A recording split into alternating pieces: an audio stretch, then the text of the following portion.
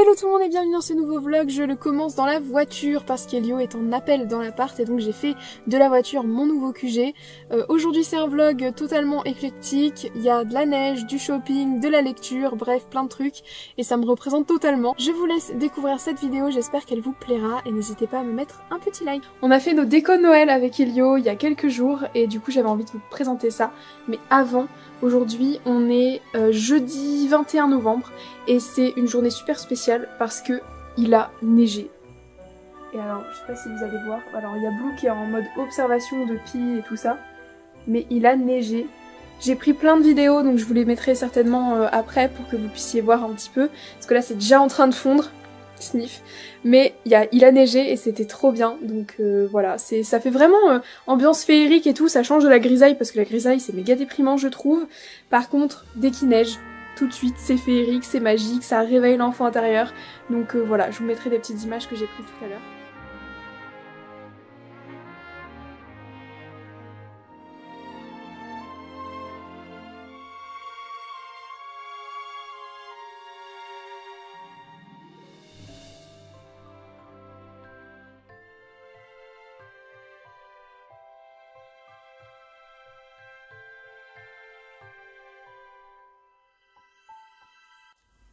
Et du coup je voulais vous montrer nos décos de Noël. Donc on a commencé en mettant une petite guirlande lumineuse ici, je vais essayer de voir niveau luminosité.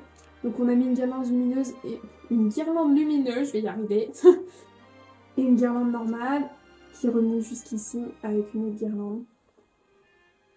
Voilà. Et on a mis notre sapin. Est-ce qu'il est pas beau notre sapin ?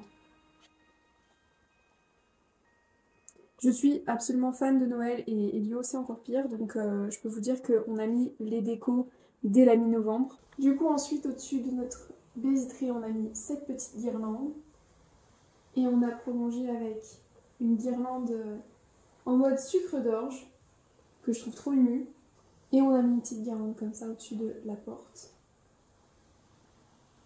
avec bien sûr des petits stickers sur les fenêtres. Donc voilà.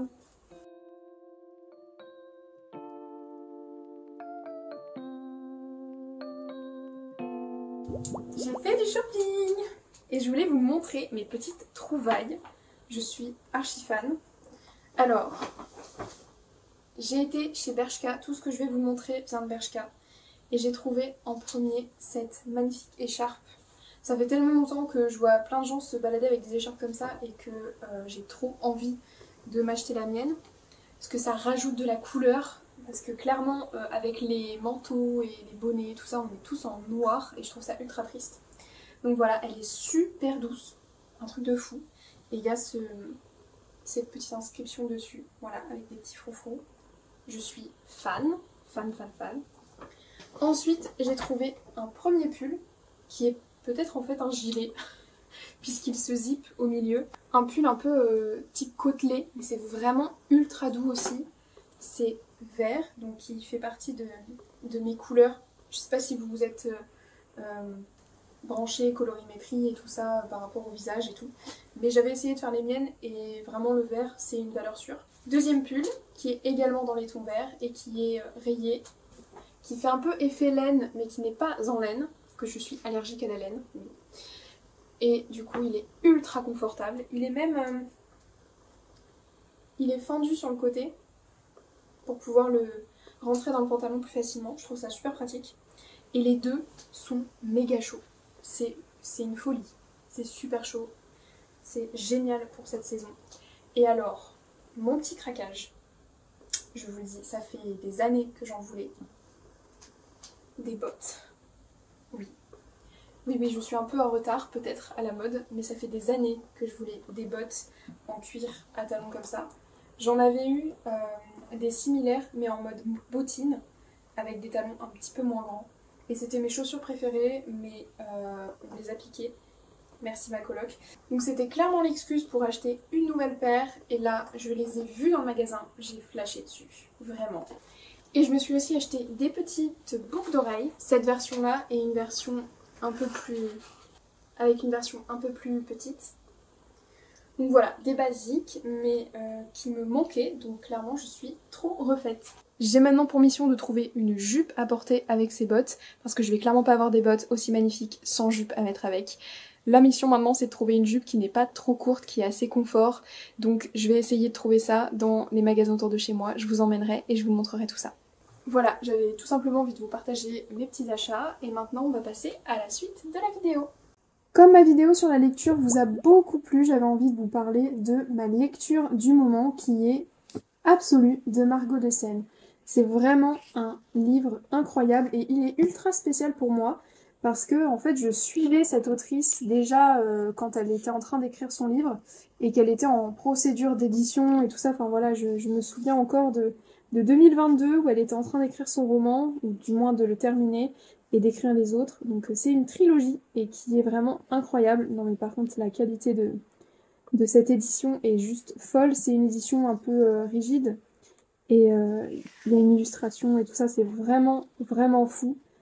C'est un roman dystopique et c'est mes préférés, je vais pas vous mentir. Ça me rappelle vraiment l'adolescence où je lisais Hunger Games, Divergente, Le Labyrinthe et tout ça.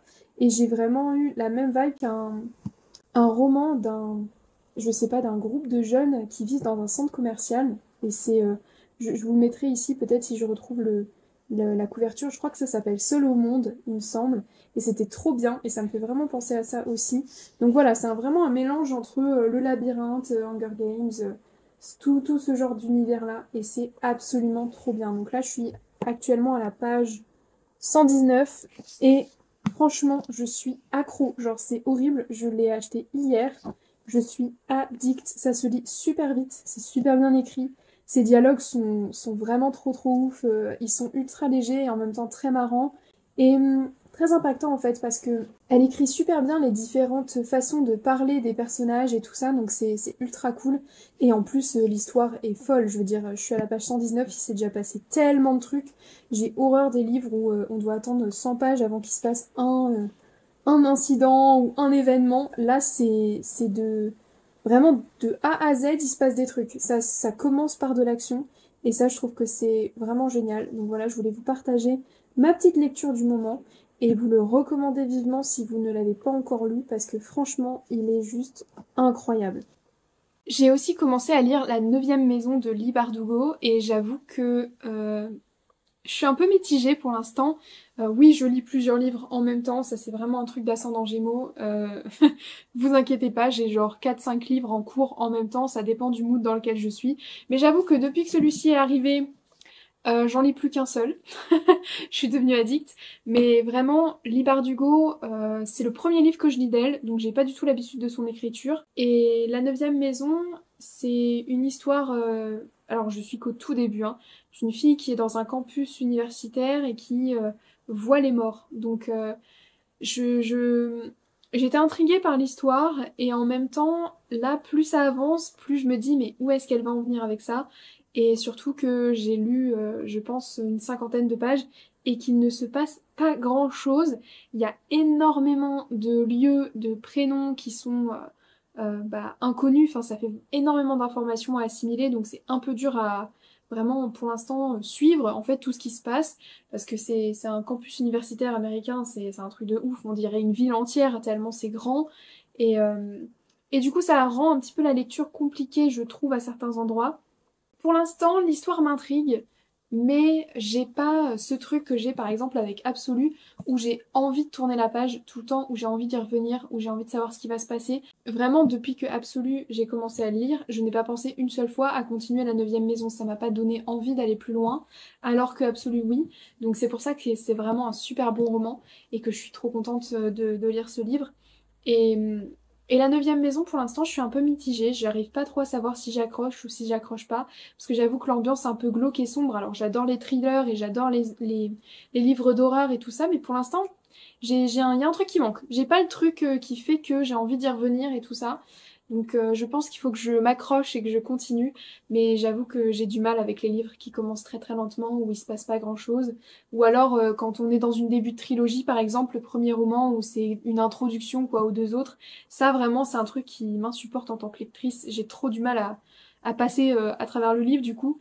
Donc voilà, je vous tiendrai au courant si je continue de lire La 9e maison et si ça me plaît et si je change d'avis. Pour l'instant, je noterai ça 2 sur 5, mais c'est sûr qu'il y a eu beaucoup de très bons avis sur ce livre. Alors je suis un peu curieuse de voir où est-ce que ça va nous mener, parce que s'il y a des si bonnes notes, c'est qu'il y a une raison. Donc voilà, on verra. On continue ce vlog dans la voiture, je sors du magasin et j'ai été acheter les fameuses jupes. Alors, je les ai trouvées chez Kiabi. Et j'avoue que j'avais pas remis les pieds chez Kiabi depuis mes 12 ans peut-être. Mais j'avoue qu'ils ont vachement rempli leur rayon adulte et tout ça. Donc franchement, il y a des bonnes aubaines à se faire.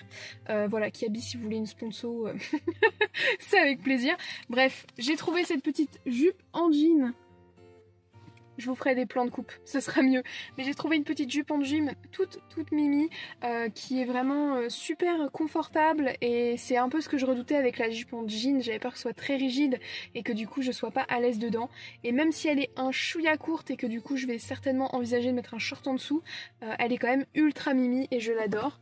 Et puis je suis tombée sur cette petite jupe qui est aussi noire et toute simple. Encore une fois, vous aurez un plan de coupe qui est beaucoup plus fluide et plus légère, mais qui, je trouve, est super mimi aussi et ira très bien avec les bottes, avec un petit collant. Ce sera nickel, et voilà. Et le tout m'a coûté 28 €. Vous voyez, 15 € et 13 €, je crois, les deux jupes. Donc franchement, Kiabi, c'est ultra abordable. Si jamais vous étiez comme moi resté sur le fait que c'était une boutique pour enfants, eh bien, faites peut-être y un tour parce qu'il y a des trucs assez sympas. Je voulais aussi vous partager un petit point mindset, un petit point pensée, dialogue intérieur, et en rapport avec le sport. Actuellement, le sport revient beaucoup comme sujet dans ma vie, et donc je me suis dit que ça pourrait être intéressant de discuter sport avec vous. En fait, le sport, ça a été ma première porte d'entrée au mindset. Faut savoir que j'ai toujours fait un peu de sport dans ma vie, j'ai commencé par la danse, et à un moment j'ai été vraiment pas du tout fan de sport, j'ai détesté ça, et après j'ai découvert le sport à travers le mindset, et je suis devenue addict au sport. Parce que comme je disais, quand on court, on est face à son mindset perpétuellement. J'ai commencé la course à pied quand j'avais 14 ans et les premières fois que je suis allée courir, c'était une torture. J'étais en combat contre moi-même, j'étais en perpétuelle lutte intérieure. Alors que mon corps était capable pourtant de courir. Si vous voulez, je devais courir 2 km au tout début, et encore, je courais 2 km, je les courais puis je les marchais, enfin voilà, je parcourais 2 km, et c'est pas grand chose, un corps de 14 ans est capable de le faire, même si c'est 100% à pied. Et en fait, mon corps n'était pas celui qui posait problème, c'était mon cerveau, c'était ma tête. Mon mindset était complètement contre moi. Parce que ça faisait des années qu'on me disait que j'étais pas sportive, ça faisait des années qu'on me disait que j'avais pas d'endurance, que j'étais pas bonne en sport, et là je me mets à courir, et en fait mon cerveau me force, il essaye de me pousser à arrêter de courir. Il est vraiment en mode j'en ai marre, j'ai envie d'arrêter, mes jambes me font mal, c'est dur, je vais pas y arriver, de toute façon ça sert à rien, c'est de la torture, etc. Et ce dialogue-là en boucle dans ma tête, en boucle.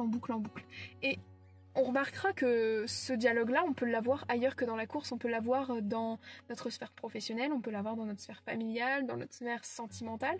Ce dialogue-là de juste un mindset qui est négatif va vraiment avoir lieu partout. Et selon les circonstances, les phrases vont changer, mais ça restera le même principe.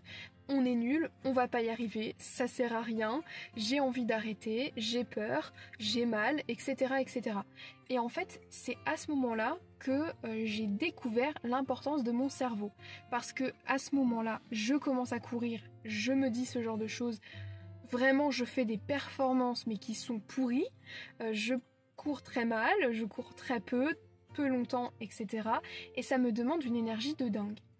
Et en fait, à force, je commence à observer que à chaque fois, je commence à avoir ce genre de pensée, ce genre de dialogue, etc. Et je me dis, mais c'est quand même dingue qu'à chaque fois, je me dis les mêmes choses, alors que pourtant, je suis en train de continuer de courir, donc je continue de m'améliorer, je suis censée me faciliter la tâche, entre guillemets, c'est censé devenir de plus en plus facile. Et là, c'était pas le cas. Ça devenait pas du tout facile. Et pendant plusieurs semaines, peut-être même voire mois, j'ai vraiment galéré avec le fait de courir. Et pourtant j'y allais 2-3 fois par semaine. Donc même si je courais très peu, j'y allais très souvent et je galérais pendant plusieurs mois. Jusqu'au moment où j'ai regardé une vidéo YouTube et où j'ai commencé à apprendre des techniques de respiration. Voilà, j'ai regardé typiquement un mec qui te disait comment mieux courir.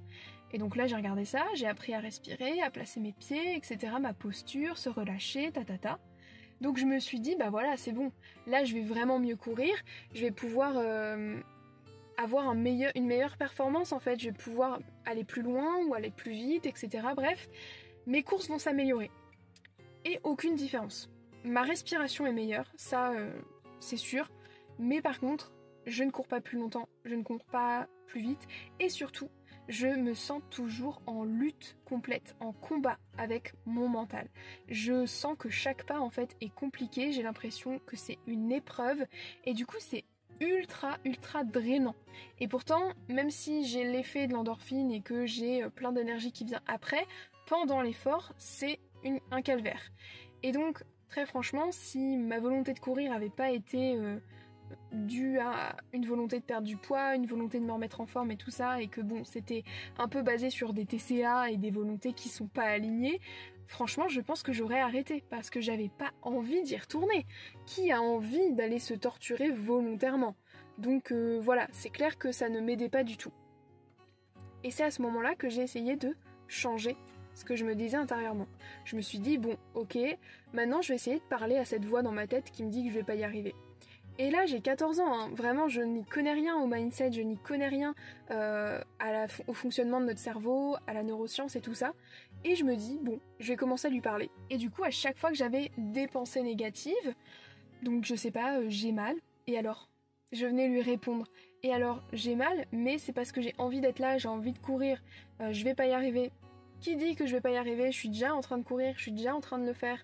Et en fait, je commençais à me faire comme des petits speeches de motivation dans ma tête, qui étaient vraiment niveau débutant. Mais c'est pas grave, en fait, j'ai commencé à comprendre l'impact de ce dialogue intérieur, parce qu'à partir du moment où j'ai commencé à me parler et à répondre à ces commentaires négatifs de ma tête, et que j'ai commencé à du coup les observer et forcément les réduire, mes performances se sont nettement améliorées. J'ai passé le cap des 3 km, j'ai passé le cap des 5 minutes par kilomètre, qui est un bon rythme. J'ai couru donc plus vite, j'ai couru plus longtemps, j'ai mieux couru, et surtout, quand je courais, je prenais du plaisir. Et ça, c'était une mine d'or, parce qu'au fond, je m'en foutais de courir plus vite ou plus longtemps. Même si j'étais contente de voir que je m'améliorais, c'était pas ça qui m'importait. Moi, ce qui m'importait, c'était de faire du sport et de me sentir bien. Donc, si c'était une torture à chaque fois pendant 35 minutes, c'était pas la peine.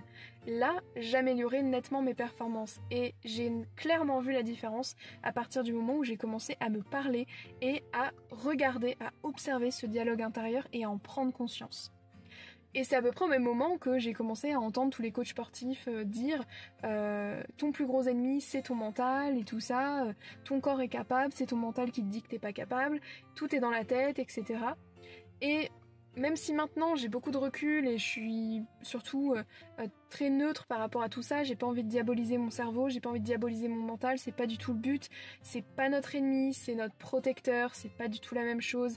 Et même si à l'époque j'avais pas cette conscience-là, je me suis quand même rendu compte du pouvoir de mon cerveau et je me suis rendu compte qu'en fait mon cerveau, il était pas forcément dans le même mood que moi, il voulait pas forcément aller dans la même direction, et qu'en fait si j'arrivais à convaincre mon cerveau, ou en tout cas avoir des pensées qui allaient dans le sens que je voulais, en fait j'étais capable de tout. Et c'est bête, mais en fait à partir du moment où tu réalises que juste si t'as les bonnes pensées, t'es capable de courir 3 km, t'es capable de courir 5 km, ce qui me paraissait impossible, une montagne à l'époque, et ben en fait ça traverse sur tous les autres sphères de notre vie. Ça traverse, ça veut dire que maintenant je sais que je suis capable de tout accomplir au niveau professionnel, au niveau sentimental, au niveau personnel. Je sais que je suis capable de tout parce que si j'arrive à faire en sorte d'avoir les bonnes pensées qui alimentent la bonne énergie, qui alimentent les bonnes actions et qui ne me met pas dans cet état de lutte intérieure, je peux tout faire. Je peux tout faire. Parce que la course, c'était une montagne. C'était une immense montagne. C'était mon Everest, ok ? J'ai pas fait comme Inoxtag, mais c'était mon Everest.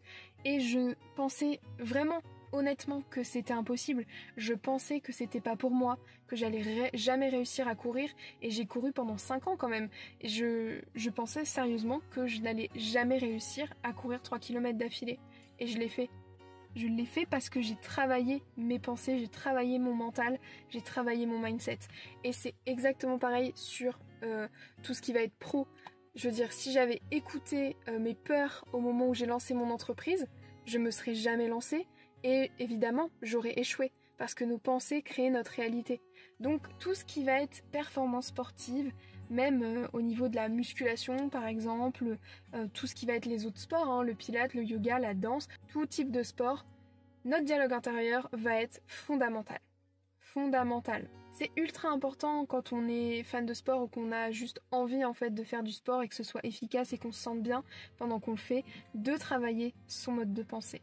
Parce que si pendant que je dansais, j'étais en train de me dire oh là là, comment est-ce que je suis coiffée, c'est n'importe quoi, comment je fais ce mouvement, on dirait que je suis un boudin, enfin voilà, si je m'étais dit ce genre de bêtises, en fait, je serais pas allée loin. Alors que la danse, ça m'a justement permis de me mettre dans un personnage. Et c'est exactement le travail d'identité dont je parle dans ma dernière vidéo du self-concept, hein, c'est pareil. Un personnage où j'étais sûre de moi, où j'étais dans l'affirmation, et c'est ça qui m'a permis de le développer aussi, et de le faire transparaître sur d'autres sphères de ma vie. De mettre cette confiance que j'avais au moment de la danse sur d'autres sphères de ma vie. Et pourtant, je veux dire, j'ai encore des limites hein, au niveau de la confiance, au niveau de l'affirmation. On a tous nos limites et selon les paliers, on continue d'avancer. Même un millionnaire a ses limites à aller vers jusqu'au milliard. Enfin voilà, c'est une image un peu grossière, mais voilà, en gros, on a tous nos limites. Et justement, ce dialogue intérieur a été super important pour construire cette confiance.